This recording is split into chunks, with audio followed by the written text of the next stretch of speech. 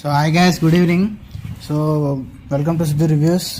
So ఇప్పుడు మీకు thumbnail లో ఆల్రెడీ తెలిసిపోయి ఉంటుంది నేనేం పెట్టానో. సో అంతకంటే ముందు మా ఛానల్కి వచ్చినట్టయితే ప్లీజ్ లైక్ చేయండి, షేర్ చేయండి, అలాగే సబ్స్క్రైబ్ చేయడం మాత్రం మర్చిపోకండి.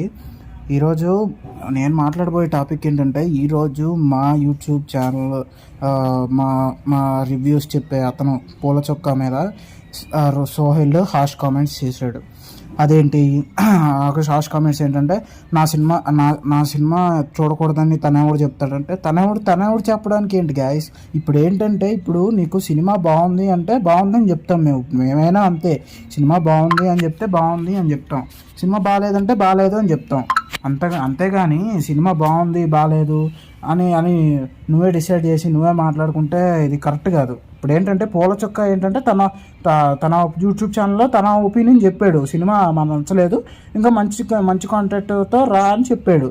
ఇప్పుడు అది చెప్పడం కూడా నీకు తప్పు అయితే, ఇప్పుడు జూనియర్ ఎన్టీఆర్ కానీ, రామ్ చరణ్ కానీ, లేకపోతే పవన్ కళ్యాణ్ కానీ, వాళ్ళందరూ వాళ్ళ సినిమా బాగాలేదని చెప్పి వాళ్ళ ఫ్యాన్స్ కానీ వాళ్ళు కానీ అసలు ఆ హీరోలు కానీ ఎక్కడైనా రియాక్ట్ అయ్యారా?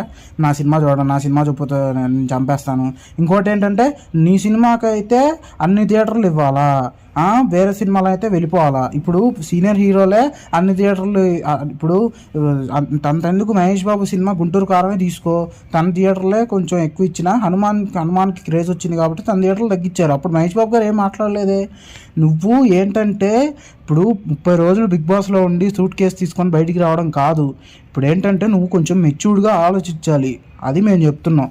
సో నేనేంటంటే, నేను ఈ వీడియో ద్వారా తెలియపరచుకోవాలి ఏంటంటే, నేను పూల చొక్క యూట్యూబర్ వైపే ఉంటాను. సో అది సోహెల్ నువ్వు మార్చుకోవాల్సింది. సో ఈ వీడియో అందుకే చేస్తున్నాను. This is review signing off.